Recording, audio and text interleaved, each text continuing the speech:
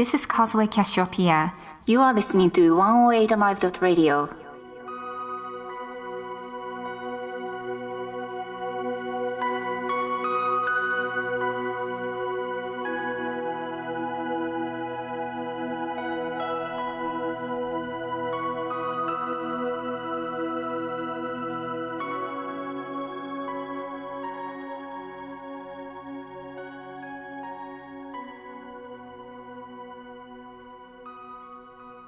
You are on Interactive Tarot with Kazway Cassiopeia on 108live.radio. This program revolves around the tarot cards. Over time, I'll be covering what tarot cards are, what they are not, how they are used, and so on. I am a tarot reader, artist, and creator of my own tarot deck, which I use for all my readings. I'm also an academic psychologist and healer. I have my own practice in Johannesburg, South Africa as a life coach. I'd like to welcome you to my show, Interactive Tarot with Kazway Cassiopeia on 108live.radio. If you have any question, please contact me by emailing to mail2@cassiopeia.com, KASHIOPIA. I'll certainly consider your question as one of the topics during the show.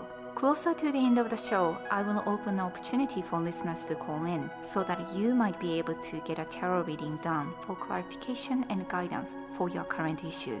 Interactive Tarot will be aired every Friday from 11 a.m. to 12 p.m. live on 108live.radio. Stay tuned in. Interactive Tarot with Kazway Cassiopeia on 108live.radio.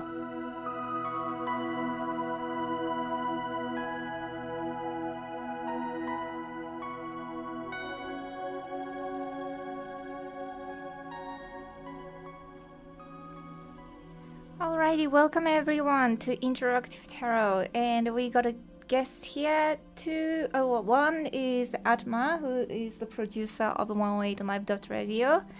Hi Atma. Hello, part of the furniture as usual. Whatever. And our special guest today is Angelique. Hi Angelique. Hi, how are you doing? I'm good. How are you? Good, are you you. excited being here? Very excited. Awesome. So Angelique is, you are a healer. Yes. And also you are facilitator Yes, of I am. a healing particular healing modality called Accunect, right? Yes, I am. Yeah, so and you run a center, like a wellness center. I do. It's Cool. situated in Kempton Park. Kempton Park. Yes. Yeah. I usually start my show talking about something to do with the tarot, and I try to connect it to with some kind of healing or something. But there are I think I already covered something like that in the past. So I thought maybe you guys have some kind of question about a tarot. Do you do tarot reading, Angelique? I don't. I have oracle cards, but I'm really bad at reading them. oh, okay. Let's talk about what it means to be a bad reader. Then, Yes. what do you mean by that? So I often find that when I'm doing a reading, I get so stuck in the message of the actual card that I struggle to interpret them as a whole picture. Oh, I Yes. see. Yeah. But then when we talk about oracle cards, it does become a bit difficult because oracle cards usually have a few limited meanings, whereas a tarot in one card there are 30 meanings. Wow. Symbolism is so complicated, and you do have to make a decision, and the decision making have to come through intuition, because there are a few things that makes you go, this does not resonate, among all these 30 meanings, including upright or upside down, or some people don't even consider that. And I consider upside down cards as a advice card. So it's not negative. It's just they're trying to give they as a spirit guides. They're trying to give a specific advice on a particular area of life that the current is asking about. So and then there are people who would say, oh, well, this is upside down, so this is a part that is not going well. So there are many different ways of interpreting a card when it comes to tarot. And that makes it interesting, that it gives depth, if you know what I mean. At the same time, it can take a long time before people can reach that stage of like being able to interpret a card like in a coherent way, if you know what I mean. So yeah, but I think oracle card is a good place to start, although it can be a little bit simple. I'm going to be like when I do reading in like I'm going to be combining with like angel oracle cards. So Okay. like I will do tarot reading, and it's like after the reading, what is the message by angels, archangels. So that's what I will do. So I definitely do not do not deny oracle cards. They are wonderful, but like if you want to develop that intuition of like to be able to read as a whole like a story, tarot cards could be a place to start next. You know what I mean? Yeah, it seems like it's what I got from that is that the perception that can be created by a tarot is almost like the yin and yang. Yeah. Which resonates for me with the system that I do. Okay. Because it's based in Ancient Chinese Medicine. Yeah, So balancing so those two, sometimes the shadow elements are actually the more powerful aspects that we need in our lives. Yes, it is. It's the shadow aspects. It's a guide. It's a door. It leads us to what we are supposed to look at. It's not something to deny. I mean, like, as a normal, just a ordinary human being, I do have moments where I get, feel bad or down by negativities in life. Don't get me wrong, I'm not a saint. If we were saints, we wouldn't need to be here. Exactly. So, but yeah, like I totally understand the shadow side is not negative. There is no judgment attached to it. Although, as I said, like as a human being, we make judgments. But so what? It's to acknowledging what we are doing and do something about it, I guess. Yes, no, definitely. And, I think for me, the biggest thing about the shadow aspects is how it fulfills us, because without the shadows, we don't appreciate the light as much. No, we can't. Like, winter here in Joburg is not bad. But I used to live in Norway, where like it's a winter like pretty much 8 months a year. Wow. and in middle of the winter, it's dark. I'm talking about like it starts getting light around 8 o'clock in the morning, and it starts getting dark at 2 o'clock in the afternoon. Sure. It's dark and it's cold. It's like -10, -15. And, and it's harsh. It's really, really harsh. Like you feel the coldness into the bone. But around the March, I guess you can say spring starts coming. And then air starts becoming not so painful. And then you can kind of breathe and go, oh, this is it's not warm, but it's still it's not pain anymore, and that relief is the same in life. It's like if you don't know the harshness, you can't appreciate what is light and what is warm and what is good, if you know what I mean. Yes. So, this Accunect system, let's focus on your stuff now. Accunect, how is it different from, say, how did it develop from a Chinese medicine, and how would it be different from a kinesiology, for example? So the what would we call them? The creators of Accunect, Don Kaimi, who is Accunect, was actually a practicing acupuncturist. Acupuncture, okay, yes. So using that acupuncture knowledge, he brought that ancient Chinese wisdom into the system. And Accunect is actually created through using different techniques in one. So it has elements of kinesiology in it, with the tapping system and the muscle tasting and all of those elements. But the main focus of it on the ancient medicine is creating almost like a ecosystem in your body of the different elements of each organ, and creating the balance within them and finding the possibility of healing within each element and within each system, using the endocrines and chakras and archetypes and belief systems, senses, emotions. So it really goes broad spectrum on balancing mind, body and spirit in one modality, which is not only easy to use distance wise, because distance sessions in the system are as powerful as one-on-one sessions, but being able to facilitate a space to just make the body more awesome than it is. Yeah. How many practitioners of Accunect are there in the world now? In the world, I'm not sure, but in South Africa, the remaining ones that are still practicing are about 3 of us. Oh, that's it. Yeah. Okay. So I know you promote courses. Yes. Yes. So this year would have been the first year that they were back in South Africa in 6 years. Okay. So, however, due to the exchange rate, we unfortunately had to cancel the trainings this year. But we're looking forward to bringing it back to South Africa in the future. Okay.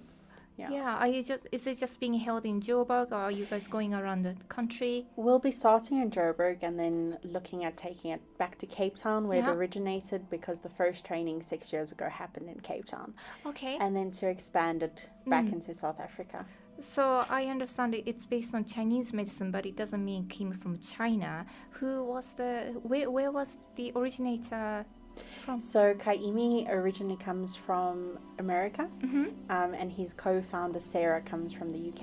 Okay. Yeah, So it's international and definitely international, and I think the brainchild of it started in America, but as a founder he traveled all the way to Hawaii to learn acupuncture, and it was a whole development. Which is brilliant about Accunect is it takes very firm, rigid energy and transforms it into a very feminine, flowing, collective consciousness for each practitioner, for each person as a client, because it just expands on that natural knowledge that we already know.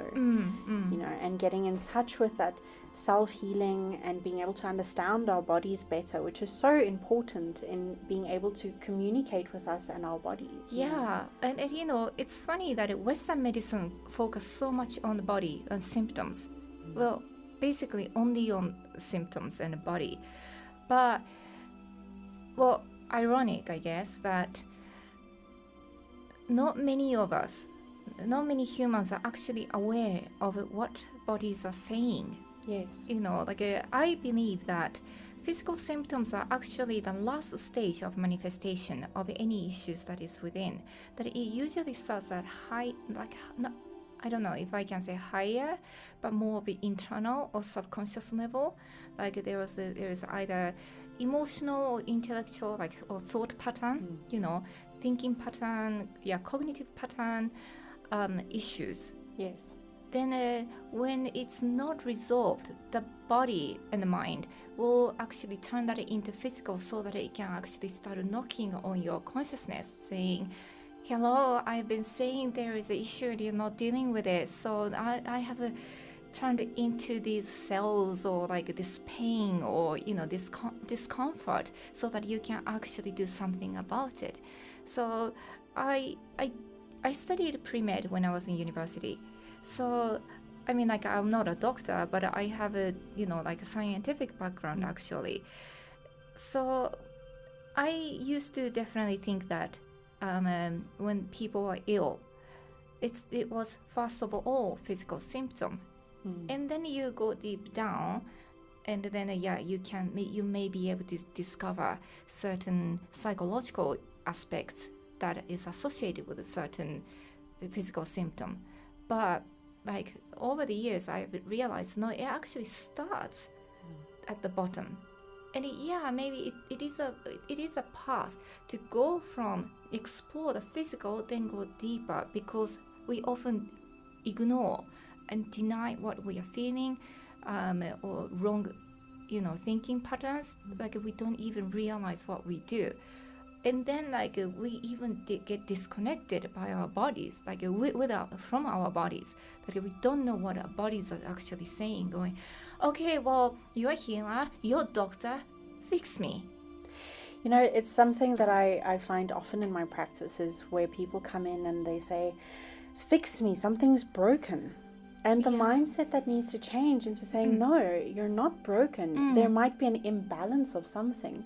And that's what Accunect focuses on, is creating that balance and finding that balance within your body and within each person's unique story, because the links that come up are so unique for each individual. Yeah. And there are so many layers even to the physical stuff. So say, for instance, the sensation of smell comes in. the nose not just being our physical sensory organ to smell things, it allows us to perceive opportunities. It allows us to keep ourselves alive by sensing danger. Yes, absolutely. Sniffing out good relationships. Yeah. You know, there's so much more to it that in Accunect, that's a lot what we focus on, is looking at what the belief systems are that are linking us to these imbalances. Yes. Because the belief systems and thought patternings of each organ, of each imbalance, understanding them as the elements that they are in the 5 Chinese elements, and then their each organ's individual role to play and its individual thought patterns and consciousness as its own being within our entire being. It's a very conscious role to get into a relationship with them and to understand them. And in Accunect, we have that beliefs change our physiology. Yes. Yes. And our physiology is our mind, it's our energy, and the chi that lives within us is affected by those beliefs and emotions.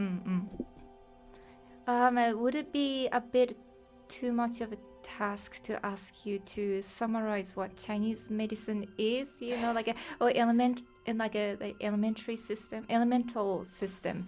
I mean, would that be too much? No. Okay. So in Chinese medicine, they have the 5 core elements, which is your earth, metal, water, wood, and fire. Yes. And there are 2 organs per category, except for fire has 4 elements, although not all of them are organs. Some of them are like your triple heater, which is a different aspect to your body. It's not exactly an organ, but it's in Chinese medicine seen as a major meridian system which needs to be worked with. It is like a system of like a physical bodily function. Yes. Isn't it? Triple warmer. Yes, it is. So it's we use those 5 elements throughout our entire system, where each organ, like the liver, it's the anger organ. But learning and creating that relationship with the liver, it allows the individual to find that anger is not a bad thing, that anger can allow us to drive forward. It can motivate us. It can create a sense of control. It can burst through items that we usually wouldn't be able to motivate ourselves to do if we were, say, for instance, in a space of joy. Because in a sense of joy, we sometimes become so happy that we ignore the negatives. And it creates a filter where we don't always recognize things. So honoring anger and control and the grief that comes with the metal organs like the large intestine and the lungs, honoring that those emotions that we sometimes see as negative, linking to each elemental element in Chinese medicine and the meridians that run through our body that allow us to flow those energies through us, is so very important to us. How about water? Water element. Water is our kidneys and our bladder. So they I just hit a blank. That should show that maybe I should work on some water elements at the moment for myself. So that's something that in Accunect, the moment I find that I can't remember what it is, it's a direct link for my body communicating, I need to work on it. Okay, yeah, see, there is always indication of something. And there's the earth element. The earth elements are anxiety. So earth focuses a lot on our anxiety. And what's the like a yin yang, the balancing? So we have tapping techniques that help for the emotional balancing of those, where we create the sense of love and acceptance for each one. So, but sometimes, especially within Accunect and within the emotions, depending on how the system is correlated. So within Chinese medicine, it's represented almost like a pentagram, where so there's that flow. And so the stomach, say for instance, is overridden by the liver, that creates a yin yang imbalance because they're going cross center instead of in a flowing circle. Those kind of imbalances then sometimes link to deeper things. So it's sometimes an assumption that it's linking to anxiety, or it's linking to being frustrated or ADHD or many of the diseases that we find in our bodies, where there might be a completely different link because the source isn't always the symptom. So the symptoms could be anxiety, but the symptoms can be anxieties. But then when we actually go through the client's unique story and unique links and finding that beautiful space where we allow shift to happen and to find which possibilities are able to rebalance, we can sometimes find that it might be a triple heater that's imbalancing the entire system. And sometimes it's so hidden that it's not obvious to the body. And that's where the balancing comes in. Interesting. Do you have any question, Atma? I think I need to work on all my elements. That's something that we find as well. But then it's usually one small thing that creates such a big thing. I mean, if it's almost like if you think of a spider bite, it starts off with a small irritation and a bit of an itch. If it's neglected and it allows to fester, you can get a secondary infection, which then pollutes your whole body with that spider's venom. But to think of the size of a spider in comparison to our bodies, it just takes that one element that you just leave to fester and it imbalances so many other things, So we sometimes feel like, oh, I have so much to work on. I'm just like this complete mess, there's nothing going right. It's sometimes just one element, one little thing. Yes. Do you guys go back to explore past, what happened in childhood, what not necessarily in a child, but some kind of a issue that was caused from childhood memory, a youth memory, if you know what I mean? We do. Accunect does allow for it. Okay. In each system, though, because each person is unique, the client, say for instance, you came for a session, whatever your energy allows to unfold will unfold. If the person, say for instance, doesn't believe in past lives, the likelihood of a past life scenario coming up is very minimal. And the details that we get aren't very intricate. So it won't tell me at the age of 5 you suffered from this or that, because it allows the person to, although it allows the balancing to happen, time and space in that space, because we connect to universal consciousness and 0 point, there is no time and space.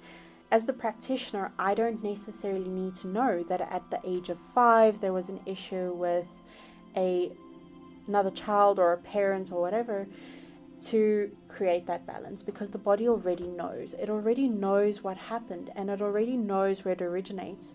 As the practitioner, I simply facilitate the opportunity for it to shift that and for it to remember just how amazing it is and what it's capable of. So there is definitely healing involved, right? Yes. So is it similar to Reiki type of thing, or? So each session, instead of Reiki where we would place hands in various aspects, in Accunect we use muscle testing to go through a specified form that's created through sacred geometry, and it has specific links in specific areas. So we go through the physical body, the memories, the emotions, the spiritual body, then general stuff like resetting. It also allows for other modalities to come in. So often in practices, I find either my client has knowledge that is required in the session or other practices that I've done that is required in the session. So it allows and encompasses all of that as well. But within the session, once all the links have been created, we tap on the head and the heart to remember and to allow the nervous system to reset and remind it, this is what you're supposed to be doing. Because the body often, in pre-med, you would have known that the first thing in medical science that you study is the nervous system. Yeah. And it's so important because once the nervous system is stressed, whether through emotions, our external environment, our beliefs, our situation as it is now, the body can't do all its functions at once. So we're reminding it, taking it from a space of survival mode, which it goes onto. The nervous system goes into this constant survival mode of I'm alert, I'm awake, where's the threat? And we take that space through the tapping, where it then programs the body with the new links to say, these are the elements you focus on right now for this shift to happen. And in that, the transformation and healing happens. So do you do, like you said, muscle memory, do you do electroshock therapy? We don't. So muscle testing for us is a yes-no system where we use our own hands and we create a yes-no. So in kinesiology, it would have been where you place your arm out and they test muscle like that, because our muscles, we're a hologram of ourselves. So in each cell of our body, in each muscle that is made up of all those cells, our entire memory and our entire DNA is structured. So it's aware more of our conscious thought than we are. So allowing ourselves to test through muscle testing, we find the links that are appropriate for that session in that moment for that individual. I like how you said, like, we're a hologram of ourselves, because in the Vedic presentation of the whole make of the person is in, like, if you could say, the physical manifestation, the subtle manifestation, and the actual person, which is like the spirit soul. So you have the material body, you have the subtle body, and you have the actual person. Yes. So that's pretty cool. When you said that, I could just see. And it's interesting that how it's all connected, like from Chinese medicine to like a Hindu tradition to, that's. You can see all the connection of different cultures and different thinking patterns, and then it all becomes archetypes of how we function, how the universe works. Yeah. In Accunect this year we introduced a lot of the yin-yang, because in the planet at the moment there's a lot of healing that needs to happen in masculine and feminine energy. Yeah. And for myself as a person, it was a great breakthrough, is realizing that even though I'm a woman physically, I sit a lot in masculine energy and how that affects my life. Many women do nowadays, because society is like the modern society that we know of over the last 2,000 years or so has been very masculine, and before that it was feminine. Like the focus of faith was around goddess. It was like a mystery and a divinity of conception to giving birth to being able to produce food, Yes. and women are looked at as a sacred beings, and that was a long time before humans discovered you actually need a masculine input for conception, and then it became more of that focus that, hey, masculinity is really important. Well, you can't live without us. And it has been that, that has been like that for the last 2,000 years. And now the time is shifting. So it's not about masculinity, but it's not about femininity either. It's a combination. It's the unification of both masculinity and femininity. But we here are still influenced by, last 20 centuries, where society was so based on masculinity, and women started having this consciousness of we can be equal, we can be as influential and powerful, started imitating masculinity, whereas we stopped, or we ignored that. No, we can be equal in a different way. There is a power in femininity, but it doesn't have to compete with masculinity. So I think the consciousness is changing. And it's a good thing that it's changing, because, in today, we need some men to be able to be in that feminine space, to be in the collective energy, because we don't want them as individuals all the time. They need to be able to experience the collective consciousness and everything that's part of the feminine energy. Yeah. And as women, we need to be able to, the part of the things in masculine energy that are great is the rigidity for schedules. Yeah. What would our life be without a schedule? There's a time and a space for it. But for myself, I had to understand, and I had to decide, okay, what is going to be my role as a physical woman physically as a woman, what do I want to be? And then to find the energetical masculine and feminine balance within myself, to accept the collective that, you know, sometimes the only moment that is now. Yes. And then sometimes it's important to have a time schedule, like being here on time. That requires me to be in the masculine, to say I have to be there at a specific time because, you know, it's 11 o'clock appointment and such.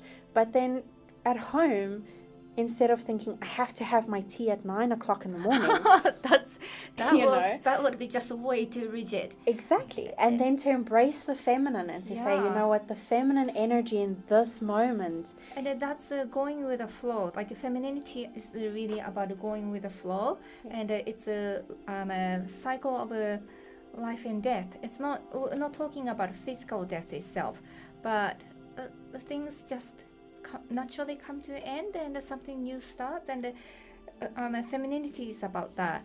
While masculinity is about like law and order, maybe a bit rigid.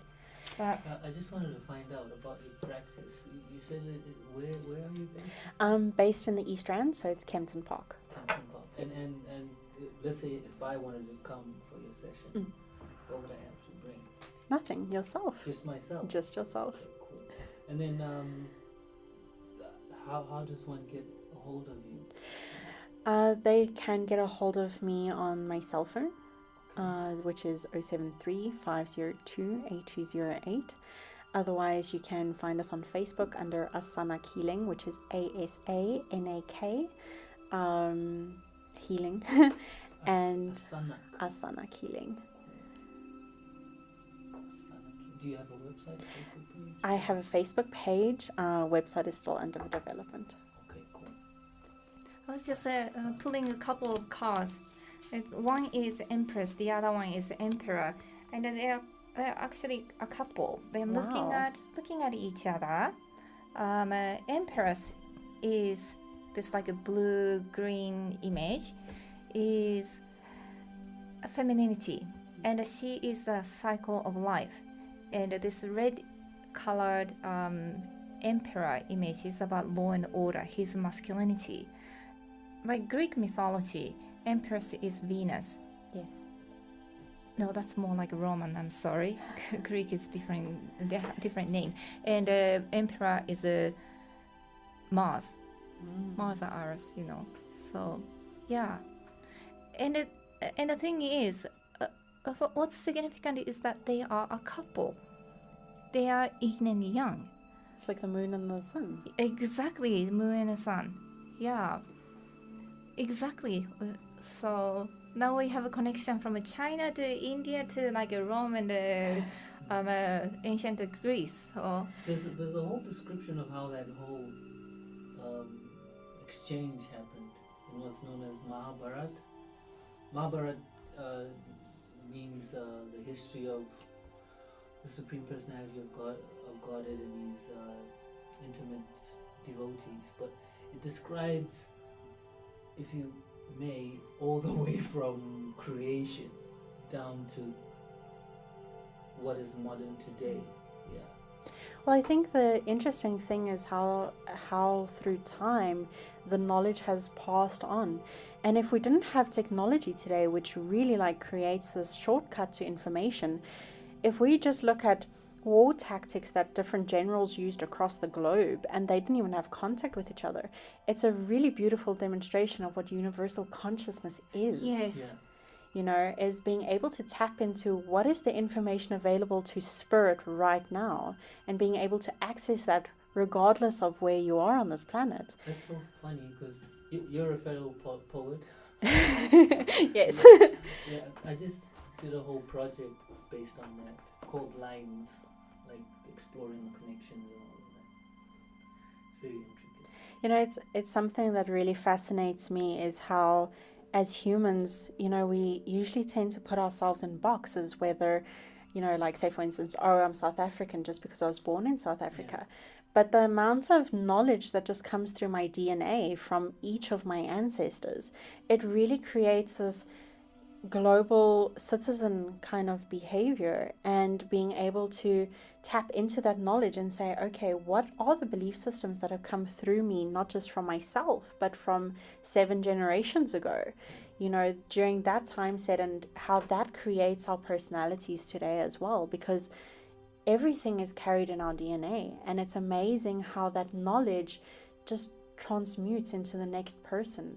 I mean, like children today, they're born and they already know how to use a cell phone, just because we already know how to use a cell phone, and they've born with that knowledge. Yeah, it's that knowledge is in the energy. Yeah. You know, and they pick it up. And funny Genetic memory. Yeah, genetic memory. People are starting to hack genetic memory. It's funny that you mentioned about the genetic connection, I guess. You know, I'm from Japan. It's like a tiny island country. Financially, it's powerful, but as a country, it's small, and it has. Financially and culturally. Well, culturally, yes, they got some influence around the world. But you know, when I came to South Africa the first time, when I stepped on the land, what I felt was like nostalgia. That it was not like a cultural nostalgia. We're not talking about human past life. I felt there was like a blood calling, DNA calling. There was like association that I'm home. You know, like Africa has gotten that I'm home, and we're probably going back to like almost 1 million years ago. That nostalgia, that feeling of like this is my DNA's home, this is my blood's home. That must be from our like ancestors that, you know, like for those who don't like believe in evolution theory, I'm so sorry, but yeah, like before we even started spreading as a different race, you know, like what Homo sapiens were, like that's the connection that I felt. So that's definitely one of the reasons why I like being in Africa. The ancestral magic in Africa, I find, is so powerful for me as a soul. Ancestral magic? Yes. Is that part of Accunect? Accunect embraces, so we look at where the DNA comes from, the beliefs, the consciousness.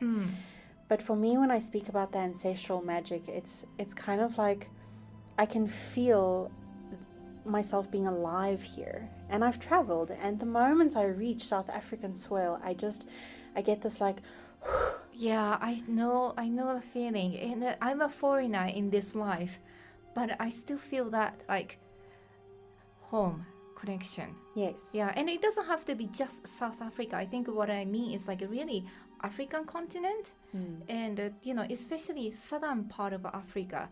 I've been to Namibia and did a desert quad bike driving, and we saw history of humans from 2,000 years ago. Okay, wow. 2,000 years is really like not much.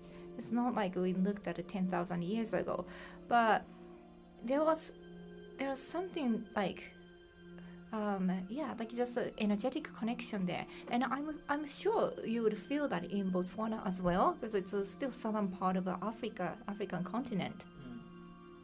I think, you know, the vibrancy in Africa, because it has so much life force energy, is something energy, yeah. She is strong here. Very. Very strong. And when I speak about for myself, you know, based on the other practices, the ancestral magic that I feel here, magic describes it because there's no other word for it, because it feels magical. Yes. It's something I know what that you're talking about. There's no words for it. It's but you feel it. Yes. You just feel it. Yeah, at the soul level, you feel it. I think it's definitely one of the reasons why I'm staying, because I feel it's soul's home. Yeah, there's like a crime issues, there is corruption, uncertainty of, you know, like financial flow. Those kind of things are occurring in this country. Globally. But then, like, you know, like at the end of the day, money, politics, you know, those things actually don't exist in nature. No. Only we think it's real. We have to take them as real things because we share common concept, but they actually don't exist in nature, which means they are artificial, they are made. And then they shouldn't be controlling us. We should have power over them. I think that brings us so beautifully back to, how our mind creates things. Yeah. And it's something that's very powerful in Accunect is mind over matter and our perception on things, because, like we were talking about how the shadow can be perceived as good or bad. In South Africa, we've got a very beautiful, diverse country. And if we just had to put our perceptions and our filters aside for 2 minutes and realize that if we just changed the way we looked at one thing, if we stopped giving the focus of the bad things that happen in our government and the bad things in our politics and finances, we'll realize we're more than abundant. Yes, more than abundant. We'll realize there's more than enough friendly people. The 1% of one person that's rude or seen as in a negative light, we can change the way we see them and create that same element that we create in our bodies, that balance of recognizing there's a need for them. There's a need for the uprest. There's a need for change. There's a need for all the wounds to be opened and cleaned. Yeah.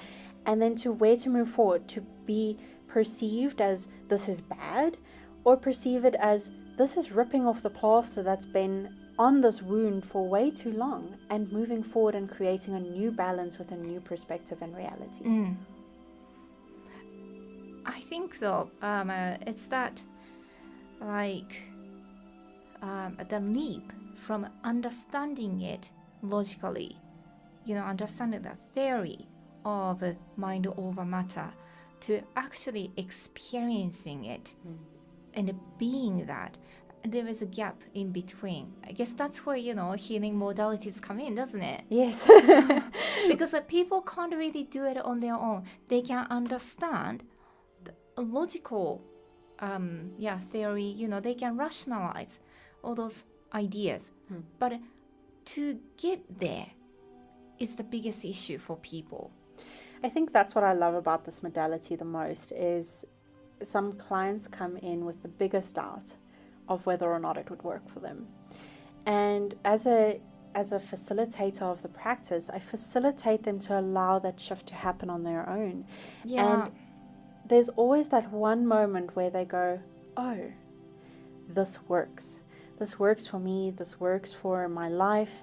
And being able to see that even if they give me no history of themselves, in distance sessions, it's the most powerful for me because I don't see them. And they don't tell me about how their week went or how they're doing. And the stuff that comes up in a session, the responses afterwards were, I didn't tell you about this, it came up.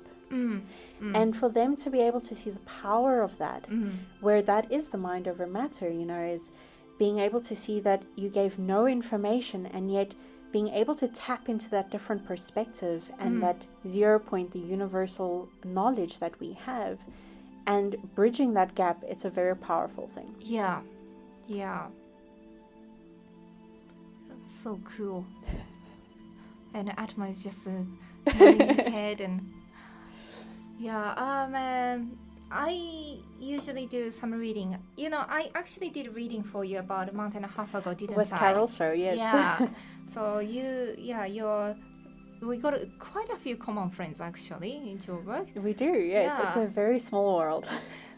But it's a small world, but for the first 5 years living in South Africa, I didn't encounter anyone no offense to anyone, but I just didn't resonate with anyone.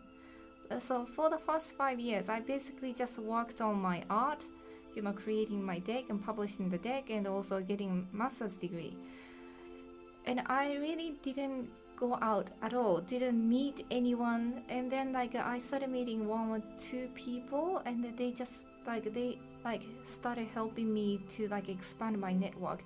And now I'm meeting people who are on the very similar wavelength, and I've been very lucky to have this show. Atma just thought, hey, do you want to do a radio show? Yeah, sure, why not? And I have no issue getting weekly guests, and we have such wonderful conversation every week. And I'm just a foreigner who just like became open to being a little bit social, having a network in the last 2 years or so. Yeah, just it's only like it has been last 2 years, but I've been so blessed to meeting, blessed to meet so many people who are on the same wavelength. And as you say, the community might be small, but I still haven't met everyone, I don't think we're a small community at all.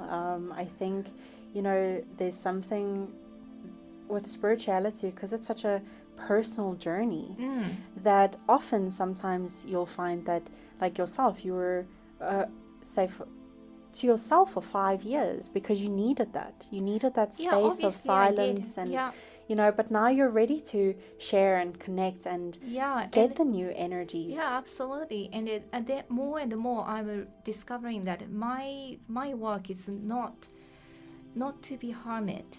It's actually to go out and share, and this radio show is definitely like a part of that journey of actually, I don't know, I don't want to sound so bigoted by saying, oh, I help people, but I just feel so much is given to me by sharing this time and space, and give opportunity to people to talk about what they do.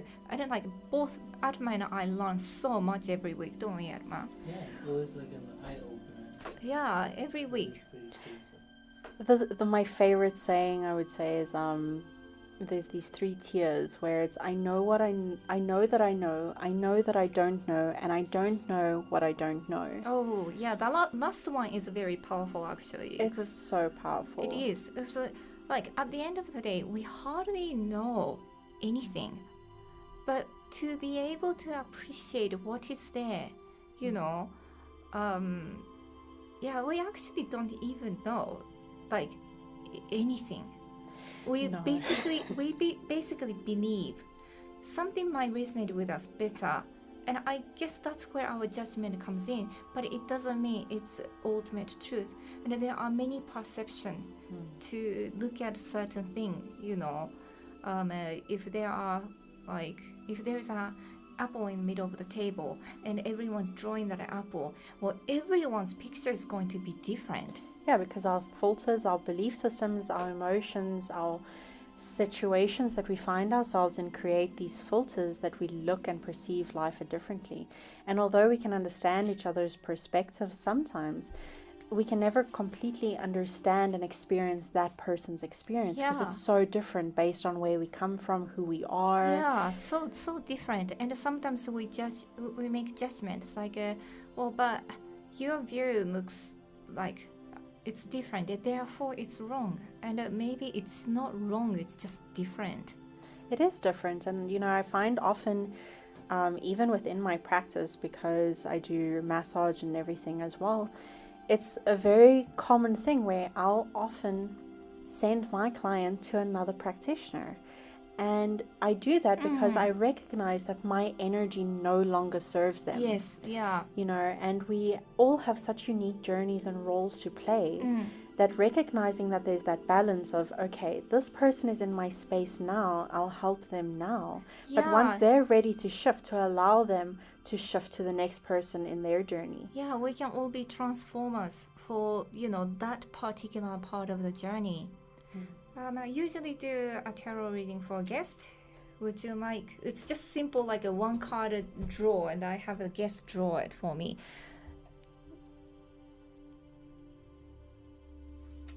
Okay. Oh, cool. Nice card. Love card. Ooh, that is cool. And this resonates with what we are talking about, because it is ultimate yin and yang card, and it's not necessarily just romantic love. Yeah, it's love, what we think love, what we want from love is that someone to, we're talking about human love. Yes. We want somebody to portray things that we don't have within. We want somebody to give us love, and you want to give love that to that person, want to do something for that person. You want somebody to do the same for you, you know, and that's human love. From a more higher divine point of view, it is about yin and yang. Yeah. It is making a whole, like a whole as a WHOLE, that two elements, or like a, you know, yin and yang, complementing each other and make it as a whole unified something. And that's what humans also want as well. And if only we realized that that was inside of ourselves already. Exactly. You know, Yes. we are yes. already the yin and yang. We already Yeah. are masculine and feminine. Feminine. And we already have that, you know, that self-love is so important. Absolutely. You Yes. know, Yes. And that recognition of, you know, I am whole. I don't need an external yeah. source. Yeah. Because at the end of the day, if we understand even on a broad spectrum how we filter our beliefs, and going into an even deeper spiritual message where the people around us are our mirrors, Yes. then we are reflecting our own love back Yeah, at us, and yeah. to shortcut that and to just love ourselves Yeah. in such a pure, whole way. Yeah. And that, It's so you know, like beautiful. an absolute peace of mind that comes with self-love. And I the mean, acceptance that comes with yeah, love. acceptance. Yeah. So, and a lot of us can't do it by ourselves. That's why we start looking for others, and that's when love starts becoming unbalanced. But first of all, it is yin and yang within us, and this card means, like, philosophically speaking, it is that, like, a embracing of the yin and yang within ourselves and what we are doing. And it applies to relationship, to business, to our personal development, to anything. And it looks like she's dancing, which is so beautiful. She should be dancing, because love is like, you know, makes you lift you, you know, like it makes you fly. It's free thing. And the symbols on the corners? Those are okay. It's a card of a Venus, and also it's card of it's card of Cancer. I And see. Angelique is a Cancer. Two others are like spirits that are associated with this particular tarot card. And it's beautiful that Cancer as a crab, I mean, it's got this hard exterior shell, and then on the inside it's so tender. You know, it's Yeah. that same yin and yang. It's the hard and the soft. It's the necessary and the, you know, knowing when to open up and when to close. And it's that whole balance again, which is so Yeah. beautiful. And And it even looks like a yin and yang symbol with the yeah, with and the two. and also I don't want to sound too like perverted or dirty, but but the Cancer symbol is like a particular tantric position, if you know what I mean. It's a male and a female embracing each other. I'm not gonna say any more, but No, but you know, I think it's important that you did, because at the moment, energetically, there's this big thing about sensuality and sexuality and separating the two. You know, because there's a big difference between that creative life force energy yes, and what we would see as the lustful energy. There's a very big difference between the two. yes, absolutely. You know, there's like a What difference. was her name? Sorry, from the red tent, she said something similar. Yeah, Janika. Janaki, And Janaki, yeah. yes. Yeah, and you know that separation is almost similar level as the difference between being religious and being spiritual. Those are not the same things.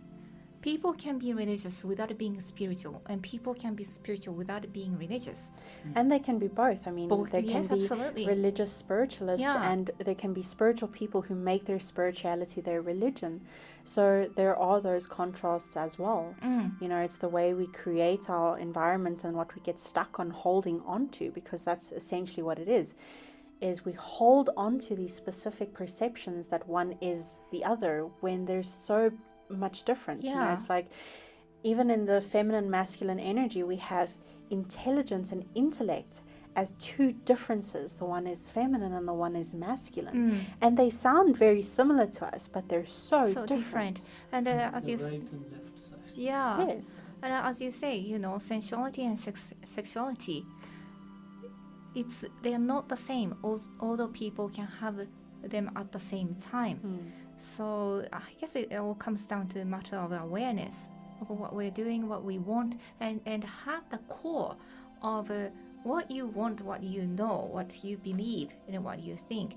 And, like going back to what you're saying about 3 tiers of, you know what you know what you don't know, and what is it? You don't know what you don't know.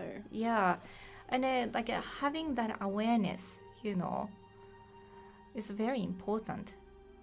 Yeah, for me especially, I find, as even as a facilitator, I've had to get through a lot of shifts, Of course. and learning to be fully accepting of my own body as I am with my clients, and to demonstrate that, okay, today I have 2 jeans in my cupboard. One's a size 10 and one's a 12. I weigh the same on the scale, but appreciating the process my body's going through at this moment. And instead of being judgmental and saying, oh, look how fat you are, to go, what processing can I make easier for you today? Yeah. Yes. To understand that, okay, right now my ears are popping, I've had a sore throat for the past week, and recognizing what imbalances am I not listening to? You're already so awesome. How do you become more amazing than you are? Amazing, yes. Yeah, I have been going through a similar thing in the last a few days, a few weeks, that like making judgment on myself and going, but it's a message, and what is it? And then let's turn this positive, like something that serves me, right? Like it's not about a negative or positive. It's not about a judgment.